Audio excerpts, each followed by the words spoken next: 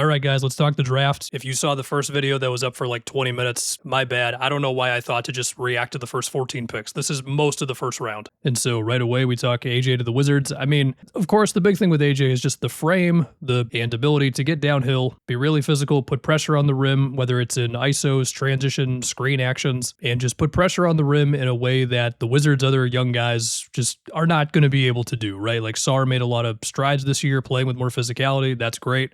AJ is just a whole different level of that. Similar thing with Trey Johnson.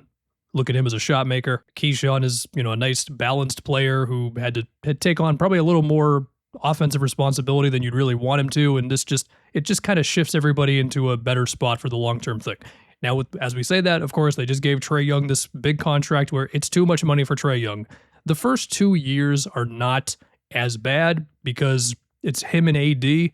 And then the rest of the Wizards are all on rookie contracts. But once we get a couple of years into the future and the Keyshawn and Alex Sarr extensions start coming into play, then it's going to get a little more dicey. And also just in a vacuum, it's still too much money for Trae Young. But if he can have the offense looking like a real offense, then that is great with pick and roll actions with him and AD or him and Alex Sarr. And then you're hoping the size around Trae can cover him defensively. The fear that I have would be it's a little too much of Trae, and we will see how healthy Anthony Davis is, but it might be a little too much of those guys running the offense with AJ just kind of staring at them. Now, the positive spin on that is it doesn't mean that AJ has to run the whole offense right away so he can develop more of the playmaking and making those quick reads, even if he can make the simple play after he's drawn a bunch of defenders.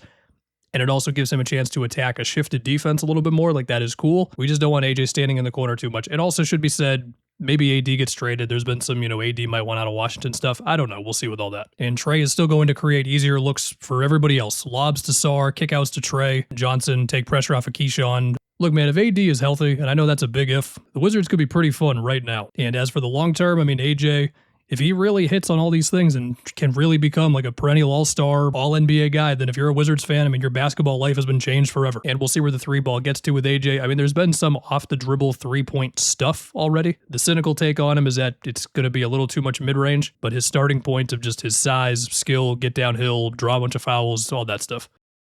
Now we go to Darren at number 2 for the Jazz. So the shot was there in college. The downhill juice that everybody was expecting from Darren did not hit as much. Of course, he had cramps, he had injuries, he had just a whole bunch of whatever. It was a whole situation, you know about it. And with all that said, again, the shooting was real in college. And also, everybody's confident that the downhill bursts and finishing that he really, really showed off before he was in Kansas for that one season is going to be there. The lift, all of it. And he can just be an athlete, a shot maker who you can run some actions with right now, right? And that takes a little bit of pressure off of Keontae, and it puts him in a Utah offense where, like I was saying last year, I'm pretty sure I said this in my lottery video, but I liked the sets they had Ace Bailey in, pin downs, DHOs to make the game simple for him. Well, Darren's equipped to do all that and more right away. 2-man actions with him and Lowry. If you want to try some like inverted actions with him and Lowry Markkanen, that's a possibility. I mean, there's a lot of pick and pop options. There's pick and roll option, assuming Walker Kessler's here. I'm assuming Walker Kessler's going to be here on a new contract at some point. With all the movement that the Jazz will have, like, Markkanen in some of those pin downs you're talking about for Ace Bailey or Keontae, running actions with Jaren or Walker or Markkanen, like those are going to open up some catch and shoot and catch and drives for Darren as well. Cam Boozer to the Grizzlies. Is there any chance we can see Boozer with the Ja running 2-man action? Like, is Ja Morant on the Grizzlies next season? I don't know. Maybe I should be imagining him running this stuff with like Walter Clayton. But the gist with Cam Boozer, very skilled, very strong. You can just kind of use him in so many different areas on offense, right? Like, he can be a screen setter, make plays in the short roll, also just mash guys around the rim. He can be used as a ball handler in an inverted screen action. Like, if you want to try to imagine some of him and Zach Edey 4 or 5 actions, go for it. The teams might just try to switch it, but those are just 2 big, strong guys who can finish at the rim, both going in the same direction, so we'll see. And now the cynical take might be, well, does Zach Edey operate too much of the space that Boozer wants to be in? Well, Boozer can shoot. He can drive. He can score on mismatches. He could also find Edey for lobs. He could find Cedric Howard on a cut. He could kick out to Taylor Hendricks. Again, if him and Ja are here, like, there is a lot of 2-man game potential with those 2. I just don't know if Ja's going to be here. The only real fears with Cam Boozer are the defense. It just is what it is. I mean, you're hoping Zach Edey's rim protection, which, I mean, the advanced numbers on it were crazy last year, but we can't forget that Edey played 10 games last season or whatever it was. And if Taylor Hendricks ever really becomes like the NBA nerd, like 4 who can defend and have weak side rim protection and make threes and make plays in the roll as well. Like, he can fit in. The rebounding should go crazy with Boozer and Edey. But then the other fear with Boozer, the other one would be that if you think he's perhaps too reliant on just being strong and skilled around the basket and like finishing under the basket time and time again. But the skill, IQ, strength, passing, it's all there. And as far as their other pick, Karim Lopez, they also did a bunch of trading at the end of the draft here, but went lower than I think some people had him. It seems to be a bit of a do a bunch of things wing at a good size.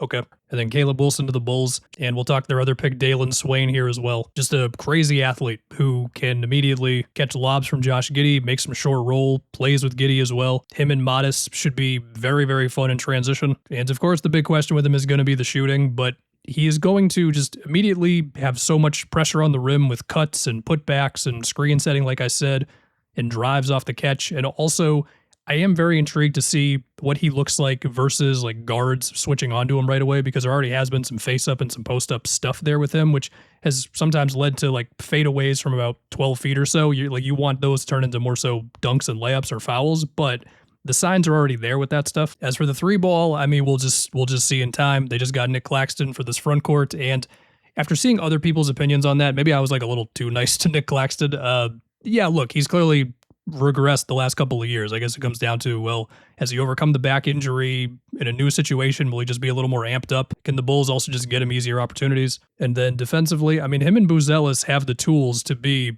quite a disruptive 3 and 4 combo, right?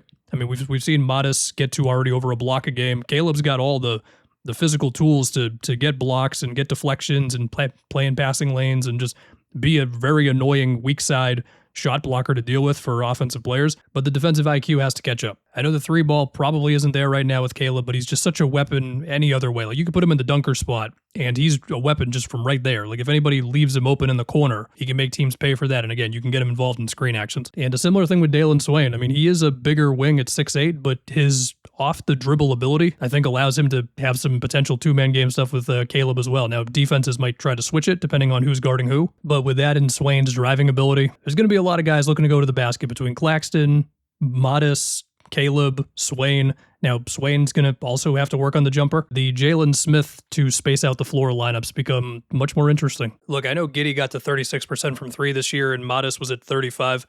I do think there could be some spacing things to figure out for the Bulls, depending on the lineups. Now, this is when the uncertainty really began. So now we go to Keaton Wagler with the Clippers, and I'm sure this does not represent the whole Clippers fan base, but based on just a few things I saw already, I've seen some Clipper fans not love this one. I understand some of the concerns you could have for Wagler, mostly that he's on the thin side, although he has put on some weight recently, and he doesn't have the most burst that you're going to find out of a guard. I get all that, but he's got good height. He can play on and off the ball. He can have some threes off the dribble. He can have threes off the catch. He can drive off the catch.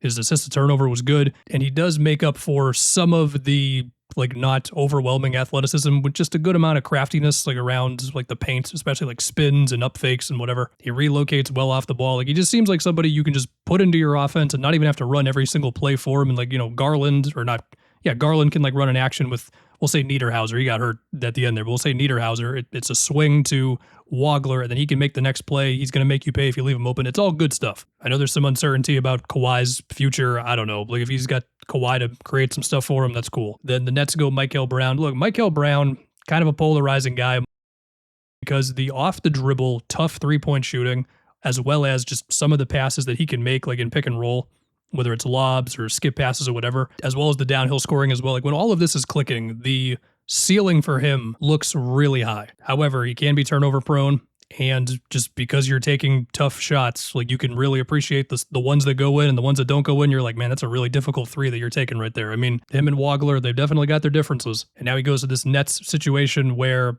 I mean, I'm picturing him taking like some 25-footers, and MPJ taking a 25-footer, and then Julius Randle taking a 25-footer. To be fair, Randle's going to take more like 17-footers.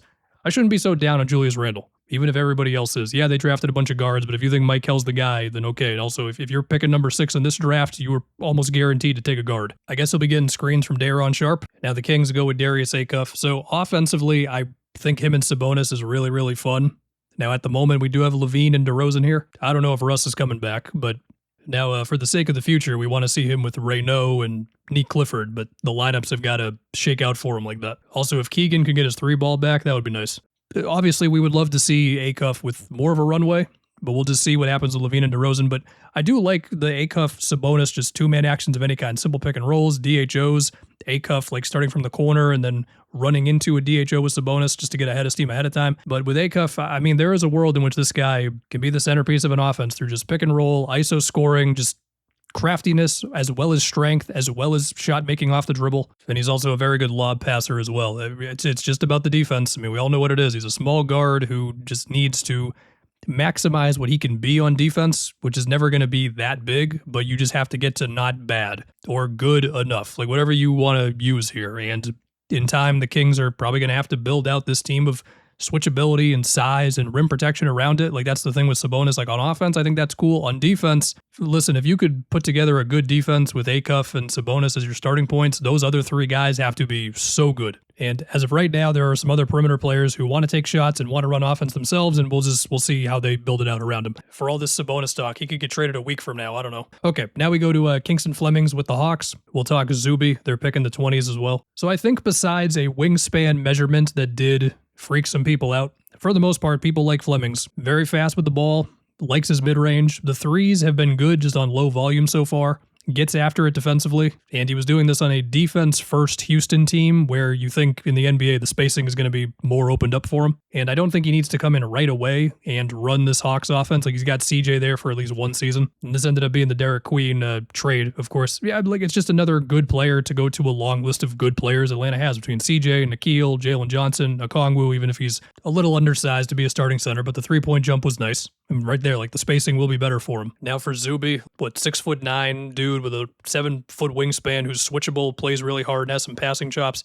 I will be intrigued. Now the jumper is the jumper, but yeah. Now we go to Dallas taking Merez Johnson. Dusty May gets one of his guys from Michigan. I mean, look, Merez, he can just do a lot. He can guard big guys well one-on-one because he's really strong. Like his height is like maybe 1 or 2 inches shorter than you'd love it to be, but he's strong, he plays hard, and the length also makes up for it as well. He can switch, he can provide weak side help as well. It does create some questions about the Derek Lively, Daniel Gafford situation with Merez Johnson now coming in here. We'll see. To be clear, I don't think Merez has to play center, but you now have 3 front court guys who do similar things.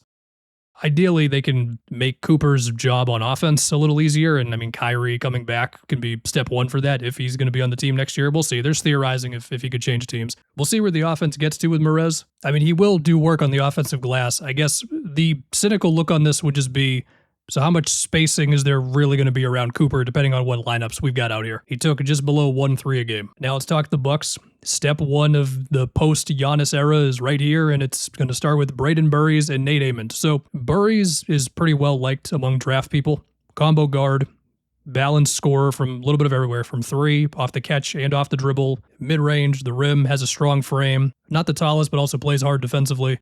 Can run some pick and roll for you, but you don't want him running your offense. Like he seems like a pretty reliable guy who can fit into sort of any team, really. And then there's Nate Amond, who has probably been one of the most divisive prospects in this draft, where the flashes of skill at his height, when he's getting downhill or when he was making jumpers, like especially the year before college, you can talk yourself into some things with Nate Amond. I'll just put it like that. But the efficiency was not good. The finishing wasn't good. The jumper was not as good in college as it was before college. He has to get stronger. The handle needs to get better. Like there's a lot of things that need to get better. But in theory, Nate Amond is this 6'10" guy who can do things with the ball in his hand. So it is intriguing. And for what it's worth, I mean, the counting numbers were good in his year of college, but the efficiency and all that, again, it was not good. The Warriors go with Yaxel. Yeah, I mean, if anybody's equipped to help them out right now, it's definitely going to be him. I mean, the dude's like 25 years old, 6'8", with a big wingspan and a game that just kind of fits in wherever you need him to. He can make an open 3, he can drive off the catch, he can push in transition, he can get on the glass, and he's certainly strong enough to guard NBA players right now. Now, if they end up getting LeBron, then that's going to change some things. We'll see there. But if you want to imagine, I mean, when is Jimmy coming back? Around maybe January from the ACL? Yeah, that's going to be tough. I mean, so much of this team is built on, like, how healthy is Jimmy? How healthy is Porzingis? But yeah, Yaxel can step in and just any dirty work, any spot in the lineup that you need from him. I mean, and you might take him out if you want a little bit more like pick and roll play. I mean, he can do that a little bit, but you're not going to do that a whole lot with him. Now for OKC, they draft Adai Mara as well as Bennett Sturtz. Is it fair to OKC that everything they do now, I'm just thinking of in the lens of how does this work versus the Spurs? Look, with Mara, he's very tall. He's like 7'3". The rim protection is everything you want it to be at that size. His mobility is better than you might think given his height. At the same time, if he faces a spaced out enough team, it could give him some problems. The negative look at it would be, well, when Wemby spaces out, Mara's going to be kind of stuck in no man's land. The positive spin is somebody else is going to guard Wemby, and then if Mara's minutes line up with his, like in help defense situations, he can, of course, affect Wemby at the rim. But then it's, of course, who is he helping off of? And yeah, I mean, there's more to it than that, but that's just what I think about a lot with the Thunder and the Spurs now. And then as far as Bennett Sturts, who comes here first from the Grizzlies, but now to OKC, I mean, now I can't help but also think about Nikola Topic here. The guy's had as bad of luck as you can possibly have to start an NBA career. Like, you really do feel for him. I don't know what happens after this pick. Sturts is a heavy pick and roll guy, and he can shoot. The rotation is still pretty loaded. Now, we did see a number of guards go before LeBaron and Phylon. I'm guessing teams, they see the 175 pounds, they're like, we're good. And the Hornets take Steinbach at number 14. Yeah, I mean, he can drive. He can put the ball on the floor better than some centers can. He's got good touch around the rim, crazy offensive rebound, some signs from three. I mean, you have him, Diabate, Kalkbrenner. Do they think that his skill allows them to share minutes with one of those guys? I mean, we'll see. They're also getting Christian Anderson as well. You know what, man? LaMelo, Miller, Kahn, and Kobe White can already fill it up from deep, and Christian Anderson can do it as well. I mean, the guy takes threes off the dribble, and he lets them fly in the flow of the game as well. I do kind of wonder what this means between him and Kobe White. The Hornets, they're going to keep scoring. Ibuka Okori to the Pistons, he can really get to the rim, and you would love to have more guys besides Cade who can just create something. The questions I have are, can we see him with Cade for extended minutes? And also, how does it work with him and Dennis Jenkins in the lineup together? Alan Graves, he could make the Raptors' defense even more chaotic because he gets steals and blocks mostly through just being smart. If anything holds him back, it'll be his athleticism. And while his three-point percentage is good, the volume is low and it's a pretty stationary shot. Next up, Jaden Quaintance. I hope I'm saying that right, to the Spurs. This is quite a swing from the Spurs. The health is a question. The offense is a question. But if he is healthy, or as healthy as he can be, like his mobility and athleticism and wingspan and all of it, like he could be something crazy on defense. And having that on the same team as Wemby, I mean, you get it. Like, I've seen people make the Rob Will comparison, and yeah, all right, now Phylon going to Philly. I mean, the dude can cook, man. The handle is shifty. He makes plays. He makes shots off the dribble. I guess teams are just scared from the size. But for the Sixers, I mean, they're basically asking Phylon to fill in the slot that they were hoping McCain would do, which he still could have done before they traded him. But, well, we know what happened. Can you play him with Maxey? I don't know. VJ and PG can cover for him. Cameron Carr for the Lakers. I mean, the intriguing thing here is that he can make a three off of a Luka skip pass, and he can also drive off of a Luka skip pass. And he's got the tools on defense with the 7'1" wingspan. He does have to get stronger. Okay, apologies to Sergio, Terrace Reed, Chris Senac, Josh Jefferson, Alex Caravan, and Koa Pete. It's almost 2 in the morning. I'm tired. I'm going to press upload. Thank you guys for watching.